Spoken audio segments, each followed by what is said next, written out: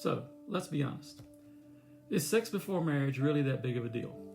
Because a lot of people hear that and they think, well, that just sounds like an outdated rule. And if we're being real, this is one of the biggest disconnects that people feel between modern culture and Christianity. So the real question is this: is this just a rule? Or is there actually a deeper reason behind it? Because if there's a reason, that changes how we actually see it. You see, today, sex is often viewed as something casual.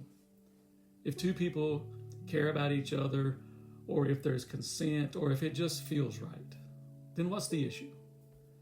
And honestly, that perspective makes sense at first because it focuses on feelings and connection and freedom. But here's the tension. If sex is only physical, then it shouldn't carry long-term emotional weight. But in real life, it often does. People feel attached. People get hurt. People carry memories and regrets, which raises a question. What if sex is more than just physical? Well, the Bible approaches sexuality very differently. It doesn't start with don't. It starts with purpose. In Genesis 2:24, it says, "A man leaves his father and mother and is united to his wife, and they become one flesh." Well, that phrase, one flesh, is very important. It means sex is not just physical. It's a deep union. It's physical.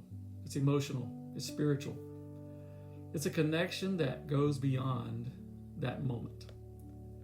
And if sex creates that level of connection, then it's powerful. And anything powerful needs context. Think about fire. Inside a fireplace, it brings warmth and life. Outside of it, it can cause damage. The Bible presents sexuality the same way, not as something bad, but as something meaningful that needs protection. Marriage in the Bible is that context, a covenant, a committed lifelong relationship where that level of connection can be safely held. And when sex is separated from that kind of commitment, it can create tension.